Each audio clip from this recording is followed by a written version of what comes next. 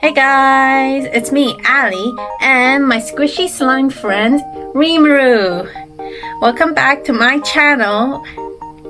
Today we're diving into a creative adventure as I try needle felting for the first time. I'll be making usagi from the anime Chiikawa. For those who don't know, Chiikawa means something small and cute, just like Usagi and his friends. I will also be introducing some essential tools and material packs for needle felting. So let's see how it all turns out.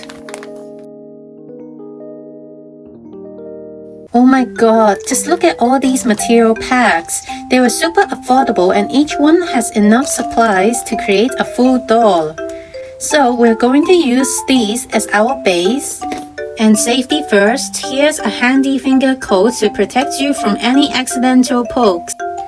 And here are the needle tools. This one has a bunch of needles inside, perfect for large projects.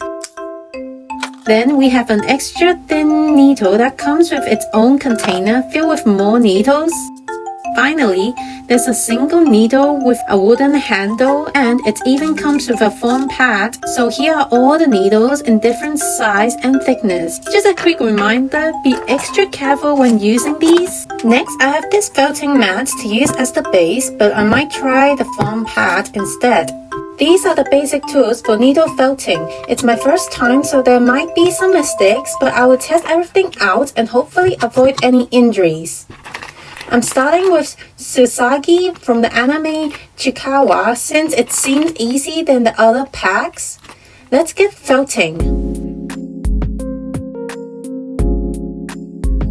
So first of all, we got a picture of Usagi with a QR code that doesn't work for me, a keychain, and the felt to make the base, which the colors were spot on. The felt is so soft and fluffy, so first let's start with the head. I will take a chunk of felt, roll it up, put on my safety coat, and start poking with my needle. Needle felting takes time. You want to be careful with the needles and gradually build that 3D shape, so patience is the key. You can use 3 or even 7 needles to speed things up, but I'm still a bit nervous about using so many needles at once.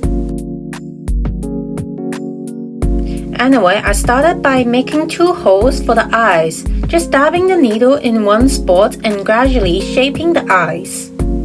The tip for this is be careful not to over-felt because once it's done, you can't undo it.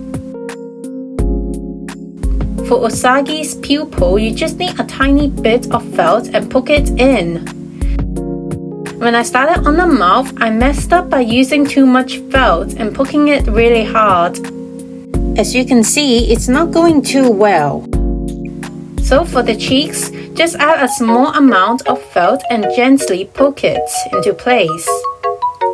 I wasn't happy with how the mouth turned out, so I added another layer of felt on top and redid the whole thing.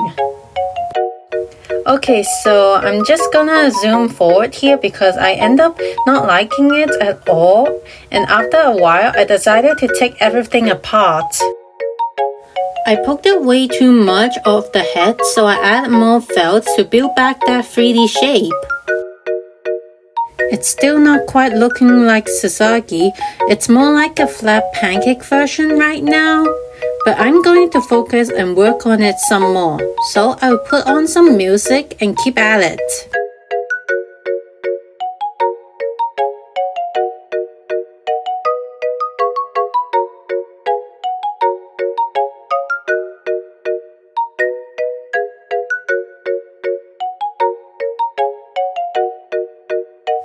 And I'm back. I finished the face and here is how it looks as I adjust some parts. And now it's time to work on the rabbit's ears. As I fold, I cut a little bit of felt and started by flattening the felt with my tools on a felting mat. But it was tricky since the felt keeps sticking to the mat.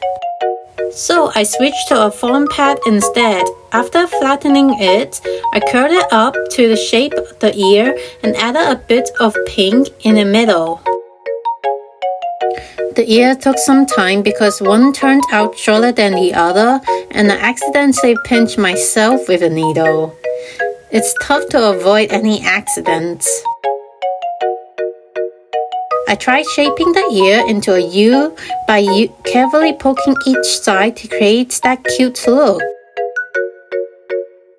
At this point, I finally felt a bit more confident about finishing USAGI'S blushing cheeks. I carefully added small amounts of black felt until I was happy with the face. Though I kept tweaking it because I wasn't completely satisfied. Now for the body, which is just a round shape, I started shaping it into a bob, trying to make sure each side, face and body matches. It's not perfect, but it's starting to come together. The tricky part with needle felting is getting everything symmetrical.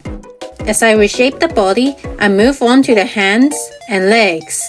Since they are small and short, I had to carefully attach them to the body. And as you can see, one of USAGI'S legs ends up sideways.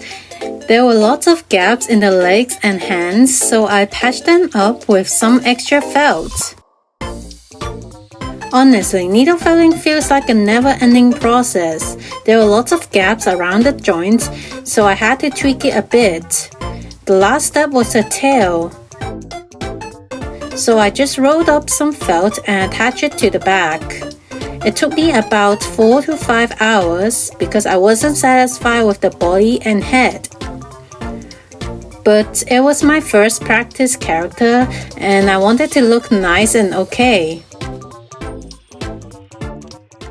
So this is how it turns out. I tried my best with USAGI'S pose, but it was actually quite challenging. I end up over felting the head and the body a bit, but yeah.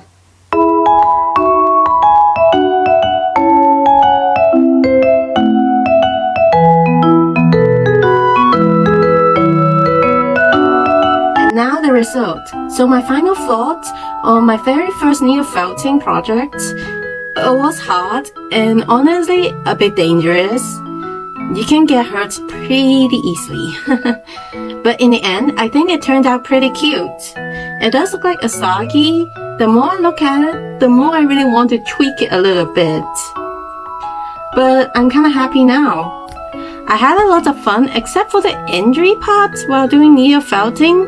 If you guys like this video, please give me a thumbs up so I know that you enjoy it. And that's all. Thank you guys so much for watching and I will see you in my next video. Bye guys!